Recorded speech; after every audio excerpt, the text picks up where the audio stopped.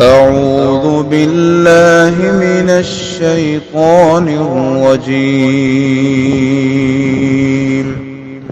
بسم الله الرحمن الرحيم. السلام علیکم ورحمۃ اللہ وبرکاتہ۔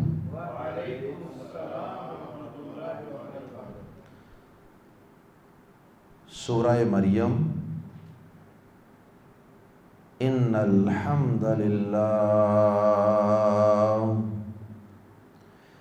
الحمد للہ والصلاة والسلام علی رسول اللہ اما بعد۔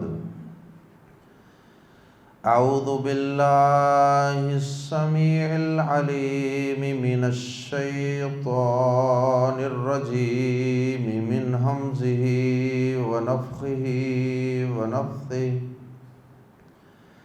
بسم اللہ الرحمن الرحیم۔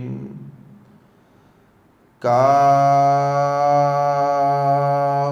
ہا یا عین صاد۔ ذکر رحمت ربک عبدہ زکریا اذ نادى ربه نداء خفيا قال رب إني وهن العظم مني واشتعل الرأس شيبا ولم أكن بدعائك رب شقيا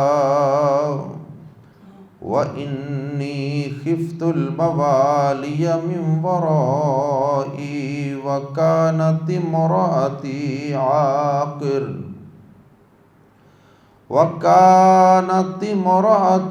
عَاقِرًا فَهَبْ لِي مِنْ لَدُنْكَ وَلِيًّا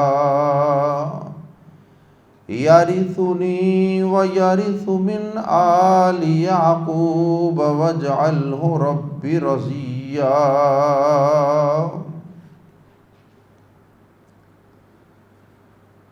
سورہ مریم کی ورس نمبر 1 to 6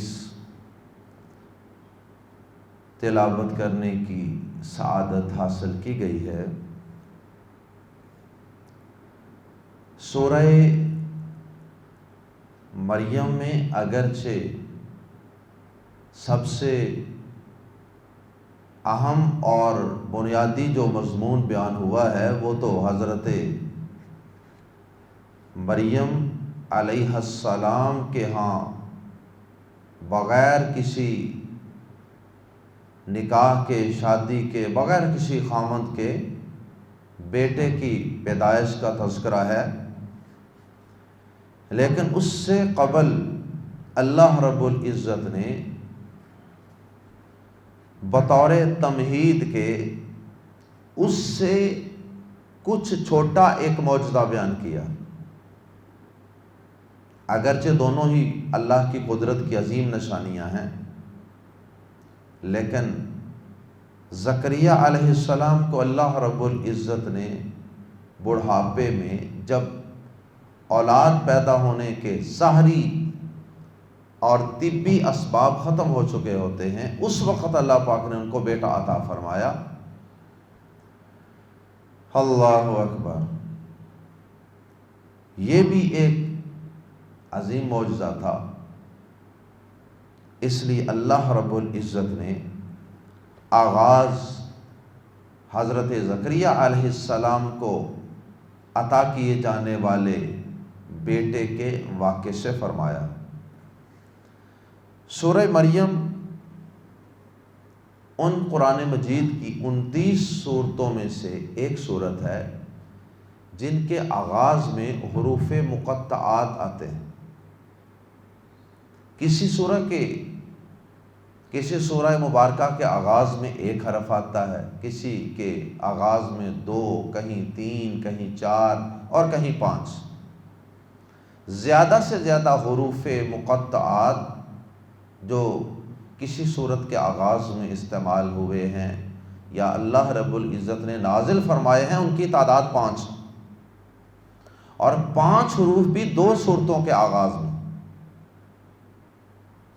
لیکن دونوں مقامات میں تھوڑا سا فرق یہ ہے کہ اس سورہ مریم کے آغاز میں جو 5 حروف آئے ہیں وہ اکٹھے آئے ہیں، جبکہ دوسرے مقام پر وہ 5 حروف اکٹھے نہیں آئے، 2 حرف ایک جگہ اور 3 حرف الگ، 2 حروف الگ ہیں اور 3 حروف الگ، جبکہ یہاں اس سورہ مبارکہ کے آغاز میں 5 حروف مقطعات اکٹھے آئے۔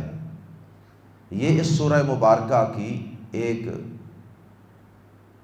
انفرادیت ہے کہ یہ واحد صورت ہے جس کے آغاز میں 5 حروف مقطعات آئے ہیں اور 5 کے 5 اکٹھے جڑے ہوئے۔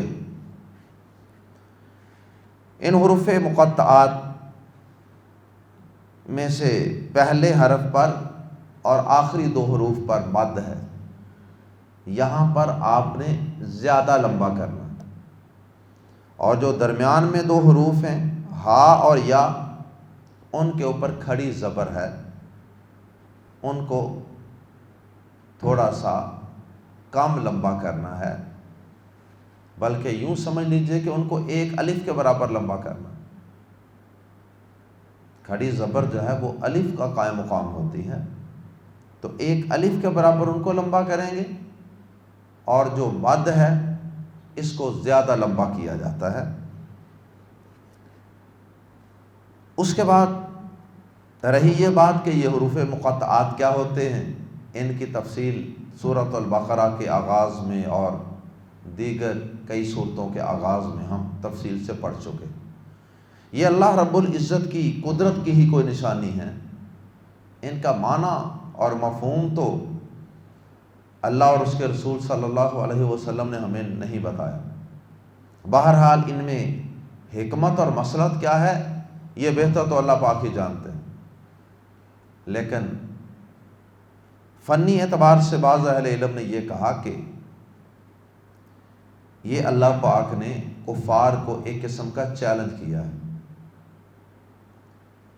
کہ تم بھی اپنی عربی زبان جس پہ تمہیں ناز ہے، اس عربی زبان کو اور شعر و شاعری کو اور اپنے کلام کو انہی حروف تہجی سے ملا کر بناتے ہو۔ اس کے الفابیٹس اور حروف تہجی بھی وہی ہیں اور قرآن مجید کے حروف تہجی بھی وہی۔ تو اگر ہمت ہے تو ان حروف تہجی کو استعمال کر کے اس قرآن جیسی کوئی آیت، کوئی سورت بنا کر دکھاؤ۔ واللہ تعالی اعلم۔ یہ پہلی آیت مبارکہ تھی۔ اس کے بعد اللہ رب العزت نے دوسری آیت مبارکہ سے حضرت زکریا علیہ السلام کا اور ان کی دعا کا تذکرہ فرمایا۔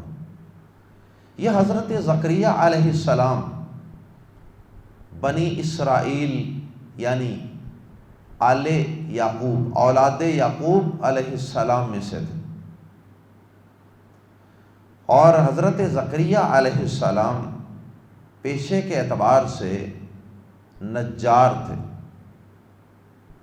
پیارے نبی صلی اللہ علیہ وسلم کا فرمان ہے صحیح مسلم میں، آپ نے فرمایا کانا زکریاء نجارا، حضرت زکریا علیہ السلام نجار تھے۔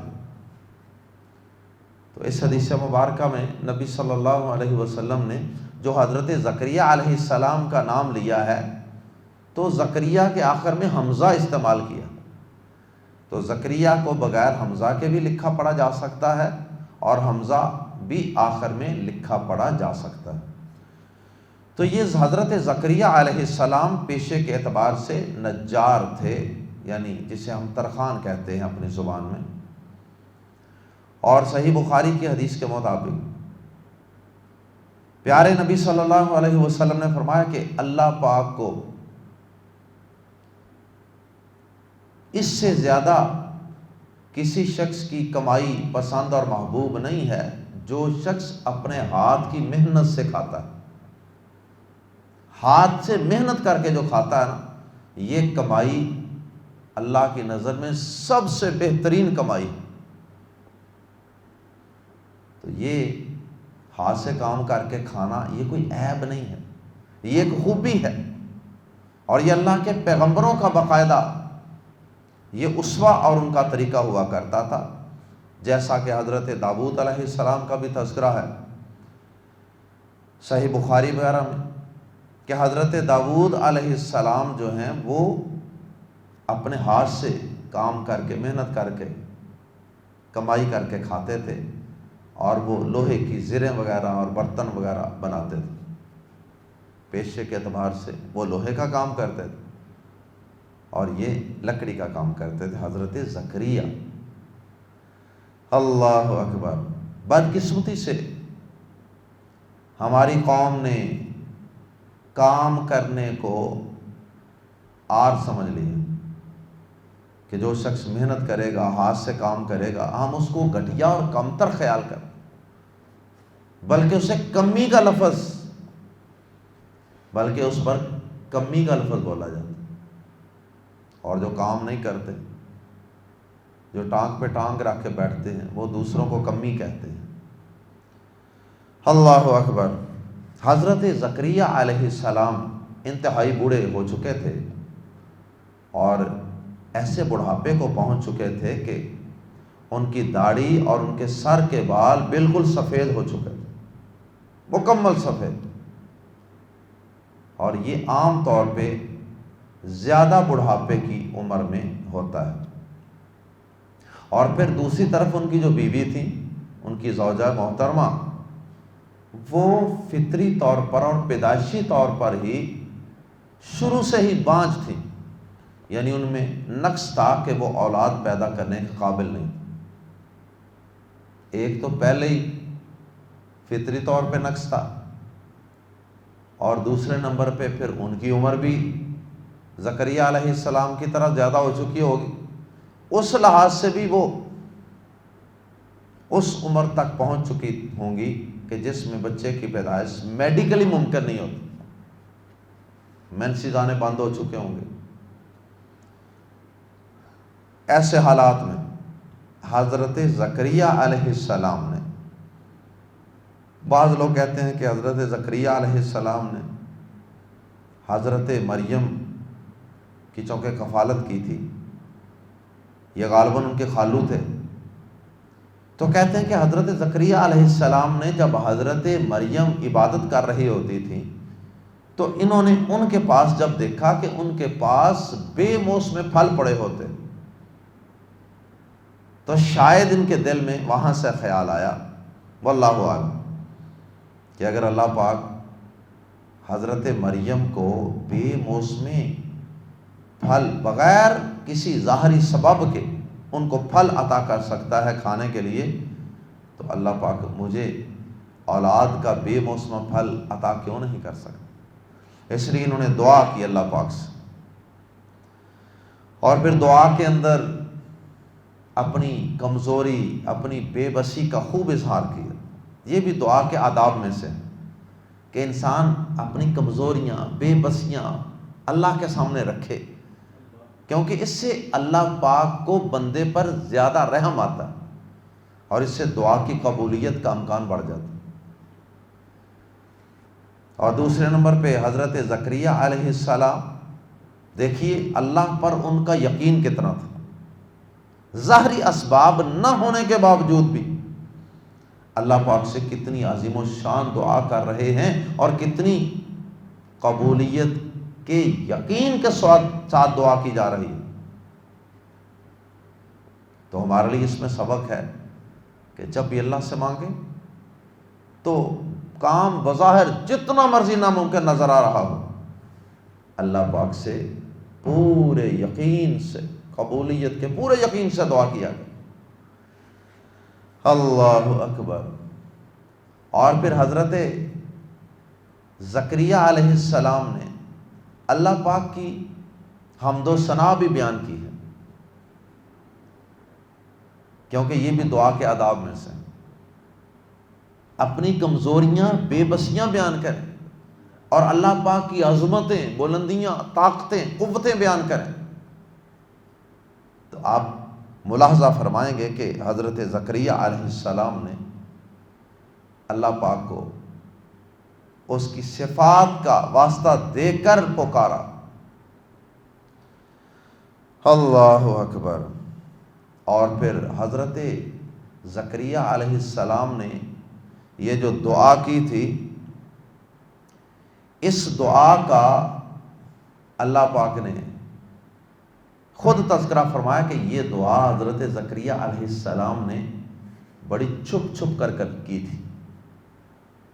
حضرت زکریہ علیہ السلام بڑی چھپ چھپ کر یہ دعا کرتے تھے۔ بعض اہل علم نے یہ بھی کہا کہ چھپ چھپا کے اس لیے کرتے تھے کہ کسی نے سن لیا تو لوگ مذاق اڑائیں، یہ بابا جی کیا مانگ رہے ہیں اللہ سے، تو اس لیے چھپ چھپا کے دعا کرتے تھے۔ اللہ اکبر۔ اور ویسے بھی چھپ چھپا کر عبادت کرنا، دعا کرنا، نوافل پڑھنا، چھپا کر صدقہ کرنا، یہ سب چیزیں اللہ کو بڑی پیاری۔ جیسے حدیث میں آتا ہے کہ اللہ پاک قیامت کے دن اپنے عرش کے نیچے 7 قسم کے لوگوں کو جگہ دیں گے۔ ان میں سے ایک وہ شخص ہے کہ جس نے تنہائی میں اللہ کو پکارا، تنہائی میں اللہ سے آہوازاریاں کر رہا تھا اور اپنے گناہوں کو یاد کر کے اللہ سے رو رہا تھا، گناہوں کی بخششیں مانگ رہا تھا۔ ففاضت عیناہ، تو اس کی آنکھیں آنسوؤں سے بہہ پڑی۔ تنہائی میں آنسو بہنے کا امکان بھی زیادہ ہوتا، لوگوں کے سامنے انسان کو ذرا ہیزیٹیشن اور جھجک محسوس ہوتی، اللہ کے سامنے تنہائی میں بندہ اپنے چہرہ، اپنا منہ جس طرح مرضی بنا لیتا ہے، اور پھر اللہ کے سامنے آہوازاریاں کر لیتا ہے۔ اس لیے ہم تو کوشش کرتے ہیں کہ جب نماز پڑھی جائے تو بہت زیادہ لائٹیں نہ چلائی جائیں۔ فرض نماز بھی پڑھی جا رہی ہے، جماعت بھی ہو رہی ہے، تراویح پڑھی جا رہی ہے، تو بہت زیادہ جناب پوری مسجد کو جگمگ جگمگ کر دینا یہ کوئی درست نہیں ہے۔ ذرا ہلکی سی لائٹ ہو تو بندہ ایزی محسوس کرتا ہے اپنے رب کے سامنے رونے والی شکل بنا کے۔ اللہ اکبر۔ اور پھر ایسے ماحول میں رونے کے امکانات زیادہ ہو جاتے ہیں۔ بعض لوگوں نے اپنی طرف سے یہ مسئلہ بنایا ہوا جی اندھیرے میں نماز نہیں پڑھنی چاہیے، حالانکہ ایسا کوئی مسئلہ نہیں ہے۔ پیارے نبی صلی اللہ علیہ وسلم کی تہجد کی نماز ہوتی ہی اندھیرے میں تھی۔ حدیث میں آتا ہے نا کہ حضرت عائشہ رضی اللہ تعالیٰ عنہ بعض اوقات جب انہوں نے نماز نہیں پڑھنی ہوتی تھی، وہ لیٹی ہوتی تھی، تو نبی صلی اللہ علیہ وسلم نے جب سجدہ کرنا ہوتا تھا تو آپ ان کو ہاتھ لگاتے تھے، تو وہ ٹانگیں پیچھے کر لیتی تھی۔ اور پھر حضرت عائشہ رضی اللہ تعالیٰ عنہ بیان فرماتی ہیں کہ ایک دفعہ میں بیدار ہوئی تو میں نے دیکھا کہ نبی پاک صلی اللہ علیہ وسلم اپنے بستر پر موجود نہیں۔ کائنات کے امام کہتی ہیں کہ جب میں نے ہاتھ لگا لگا کے ادھر ادھر ڈھونڈا تو کائنات کے امام مصلی پہ کھڑے تھے اور حالت سجدہ میں تھے۔ تو اگر روشنی تھی تو پھر ان کو اس طرح ہاتھ لگا کے ٹٹولنے کی ضرورت آئی تھی، ڈھونڈنے کی ضرورت آئی تھی، پھر تو نظر آ رہا ہونا تھا کہ آپ نماز پڑھ رہے ہیں۔ تو معلوم ہوتا ہے کہ روشنی نہیں تھی، اندھیرا تھا۔ اس وقت تو مسجد نبوی میں بھی، ابتدائی دور میں تو مسجد نبوی میں بھی اندھیرا ہوتا تھا۔ عثمان رضی اللہ تعالیٰ عنہ کے دور میں جا کے کوئی مسجد میں روشنی کا انتظام ہوا۔ اللہ اکبر۔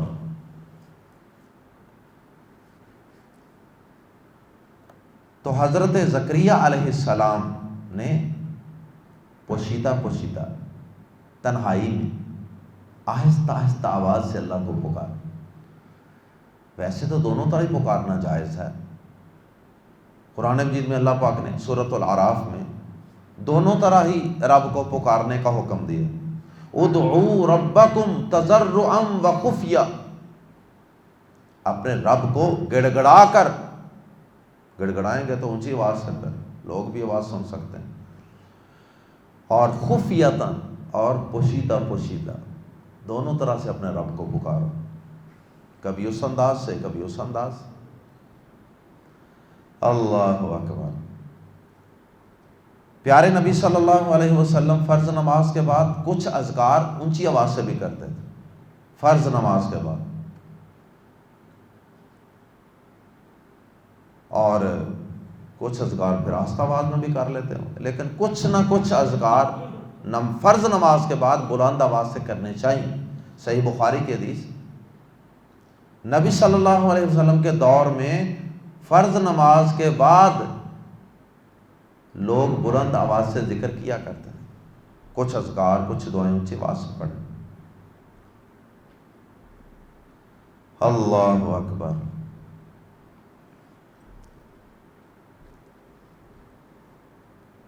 اس کے بعد آخر میں حضرت زکریا علیہ السلام نے اللہ پاک کے سامنے بیٹا مانگنے کی جو دعا کی، جو خواہش کا اظہار کیا، تو اس کے ساتھ اس کا سبب بھی بیان کر دیا کہ یا اللہ، یہ بھی اصل میں اپنی بے بسی کا اظہار ہے کہ یا اللہ اس وجہ سے چاہتا ہوں، میں کسی دنیاوی مقصد کے لیے بھی بیٹا نہیں چاہ رہا، میں تو یا اللہ بیٹا بھی چاہ رہا ہوں تو تیرے دین کی سربلندی کے لیے چاہ رہا ہوں کہ مجھے تو ایک بیٹا دے جو میرے بعد میرے علم کا وحی کے علم کا وارث بنے، میرے علم و عمل کا، ہدایت کے علم کا وارث بنے، اور وہ میرے رشتہ داروں کو اور میرے اہل قبیلہ کو اور اہل علاقہ کو پھر جو میں تیرے دین کی تبلیغ کر رہا تھا وہ اس تبلیغ کو جاری رکھے، اس لیے کہ یا اللہ مجھے اپنے رشتہ داروں میں، اپنے چچا زاد بھائیوں میں، کزنوں میں، رشتہ داروں میں مجھے کوئی ایسا فرد نظر نہیں آ رہا، بلکہ امکان ہے کہ وہ دین کو بگاڑ دیں گے، بظاہر ایسے اسباب نظر نہیں آ رہے ہوں گے ان کے اندر، اس لیے اللہ سے دعا کی کہ یا اللہ وقت تو اس پھل کے ملنے کا گزر چکا، لیکن یا اللہ، یا ربی لا تذرنی فردا وانت خیر الوارثین۔ حضرت زکریا علیہ السلام کی اس دعا کا تذکرہ سورہ بنی، سورہ آل عمران میں بھی ہے، سورۃ الانبیاء میں بھی ہے، ہر جگہ مختلف انداز سے دعا ہے۔ معلوم ہوتا ہے کہ زکریا علیہ السلام نے کوئی یہ دعا ایک دفعہ نہیں کی، مختلف مقامات پہ مختلف انداز اختیار کیے انہوں نے، تو اللہ پاک نے سب کو ہی قرآن بنا دیا۔ اللہ اکبر۔ آئیے قرآن مجید کے الفاظ میں پڑھتے ہیں، بسم اللہ الرحمن الرحیم، کاف ہا یا عین صاد، یہ 5 حروف مقطعات ہیں۔ ذکر رحمتی ربک، ذکر ہے، تذکرہ ہے، رحمتی ربک، تیرے رب کی رحمت کا۔ اے نبی پاک صلی اللہ علیہ وسلم، یہ ہمارے نبی پاک جناب محمد رسول اللہ صلی اللہ علیہ وسلم کو خطاب ہے، اور آپ کے بعد ہر قرآن پڑھنے والے کو خطاب۔ قرآن پڑھنے والوں، ذکر، یہ قرآن، یہ سورہ مریم بطور خاص، تذکرہ ہے، ذکر ہے، اور رحمتی ربی کا، تیرے رب کی رحمت کا۔ عبدہ، اپنے بندے پر، زکریا، یہاں قرآن میں زکریا بغیر حمزہ کے لکھا ہوا ہے، حدیث میں حمزہ کے ساتھ ہے، معلوم ہوا کہ دونوں طرح درست ہے۔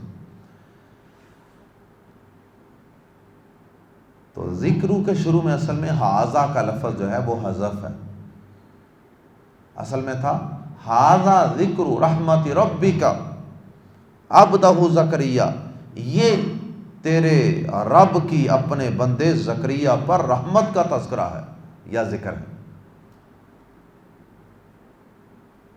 کہ کس طرح تیرے رب نے زکریا پر رحمت کی تھی، بڑھاپے میں بیٹا دیا۔ اذ نادا ربہ، جب پکارا اس نے، منادی پکار، کال، ربہ اپنے رب کو، نداءً پکار، خفیہ چھپی آواز سے، اذ نادا ربہ نداءً خفیہ، جب اس نے اپنے رب کو چھپی آواز سے پکارا، آہستہ آہستہ آواز میں پکارا، یا مراد یہ ہے کہ تنہائی میں پکارا، چھپ کر۔ اللہ اکبر، نداءً خفیہ، پرائیویٹ کال، قال ربی، کہا اس نے، کیسے پکارا، ربی، اے میرے رب، انی، بے شک میں ہوں، انی بے شک میں ہوں، وہن العظم، وہنا کمزور ہو گئی، وہن ایک بیماری ہے نا، جیسے وہ حدیث میں آتا ہے کہ نبی صلی اللہ علیہ وسلم نے فرمایا کہ ایک وقت آئے گا کہ مسلمانوں تم پر کافر قومیں اس طرح ٹوٹ پڑیں گی جس طرح بھوکا دسترخوان پہ ٹوٹ پڑتا ہے۔ صحابہ نے پوچھا کہ اللہ کے نبی صلی اللہ علیہ وسلم یہ کیسے ہوگا، یہ کب ہوگا، کیا ہم تعداد میں کم ہو جائیں گے؟ فرمایا نہیں، تعداد میں کم نہیں ہو، بلکہ تمہارے اندر ایک کمزوری آ جائے گی، ایک بیماری آ جائے گی، اس کا نام ہے وہن۔ تو وہن کا لفظی معنی ویکنس ہوتا ہے، ویکنس، کمزوری، لیکن وہ کمزوری کیسی ہوگی؟ جسمانی نہیں ہوگی، آپ نے فرمایا کہ وہ روحانی کمزوری ہوگی، دنیا سے محبت اور مرنے سے، شہادت سے کراہت اور نفرت۔ تو اس حدیث کے اندر بھی یہ الفاظ ہیں۔ صحابہ نے پوچھا تھا وَمَا الْوَهْنُ، اور یہ وہن کیا ہے یا رسول اللہ صلی اللہ علیہ وسلم؟ اللہ اکبر،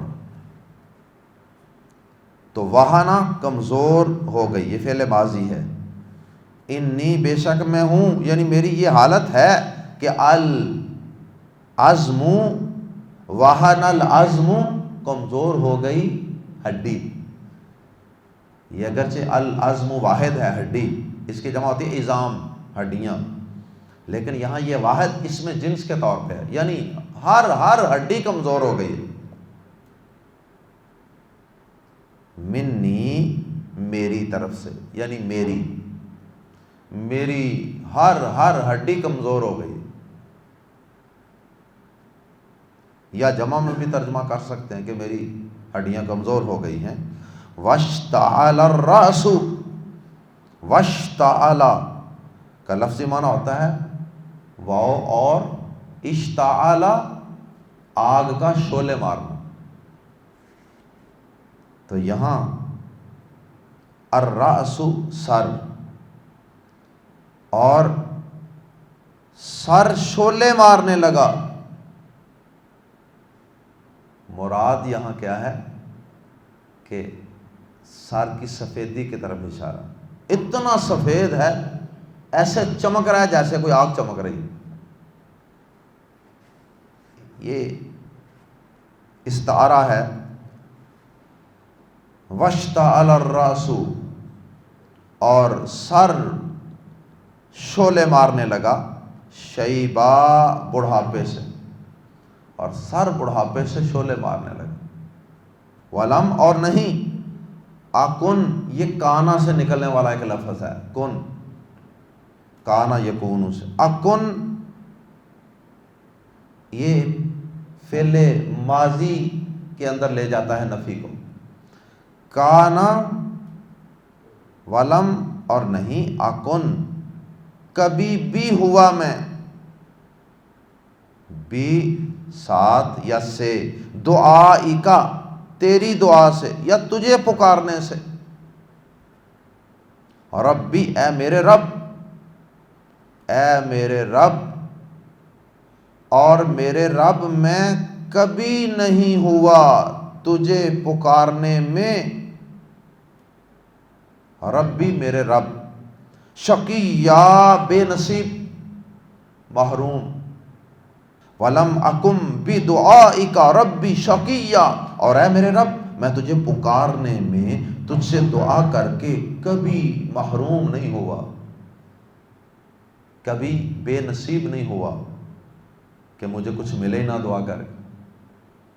دعا جب بھی کی ہے نا میرے رب، دعا کا فائدہ ضرور ہوا۔ دعا پیارے نبی صلی اللہ علیہ وسلم کا بھی فرمانا کہ دعا ہر حال میں فائدہ دیتی ہے، ضروری نہیں کہ جو ہم مانگیں ویسے ہی ملے، لیکن اللہ پاک کسی نہ کسی انداز سے دعا کا بندے کو فائدہ ضرور دیتے ہیں۔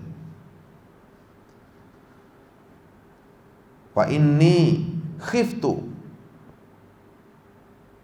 اور بے شک میں ڈرتا ہوں، وَإِنِّي اور بے شک میں، خِفْتُ میں ڈرتا ہوں، الموالیہ قرابت داروں سے، الموالی قرابت دار، مولا کی جمع، مولا دوست کو کہتے ہیں، مددگار کو بھی کہتے ہیں، لیکن یہ یہاں الموالی یہ قریبی رشتہ داروں کے لیے استعمال ہونے والا لفظ ہے، چچا کے بیٹے، اس طرح کے جو قریبی رشتہ دار، الموالیہ قرابت داروں سے، من ورائی اپنے پیچھے، وَإِنِّي خِفْتُ الْمَوَالِيَ مِن وَرَائِي، اور بے شک میں اپنے پیچھے قرابت داروں سے ڈرتا ہوں۔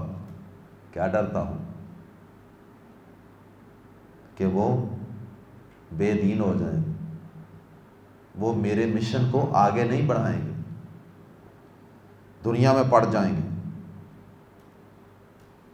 وَكَانَتِ امْرَأَتِي، وَكَانَت، اور یہ کانا کی وجہ سے یہاں بھی ترجمہ یہ کریں گے، وَكَانَت، اور ہمیشہ سے ہے، شروع سے ہے، امرأتن عورت، بیوی مراد ہے، اور چھوٹی یا لگائی گئی امرأتی میری بیوی، اور میری بیوی شروع سے ہے عاقرن بانجھ، اور میری بیوی شروع سے بانجھ ہے، بیرن۔ اللہ اکبر، یہ کانا کی وجہ سے پتہ چلا کہ وہ شروع سے بانجھ تھی۔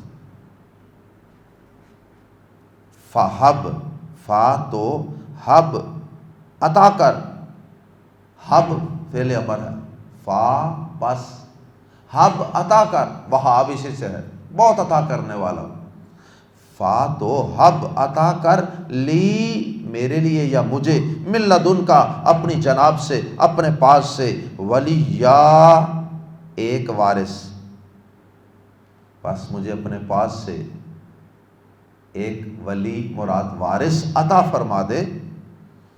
اور پھر وہی بات کہ یہاں وارث سے مراد دنیا کا وارث نہیں ہے، یارثونی، جو وارث بنے میرا، و یارثو، اور وارث بنے من آل یعقوب، آل یعقوب کا۔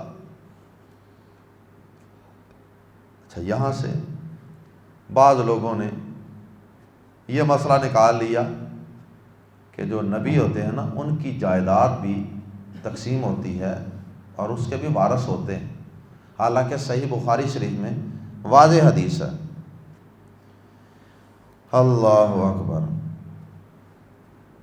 پیارے نبی صلی اللہ علیہ وسلم نے فرمایا کہ لا نورث ما ترکنا صدقۃ، ہم نبی وارث نہیں ہوتے، یعنی ہماری وراثت تقسیم نہیں ہوتی، ہم نبیوں کی وراثت تقسیم نہیں ہوتے، ما ترکنا، ہم جو بھی چھوڑ جائیں، صدقۃ، وہ صدقہ ہوتا ہے، نبیوں کی وراثت آگے تقسیم نہیں ہوتی، مالی دنیاوی اسباب کی وراثت۔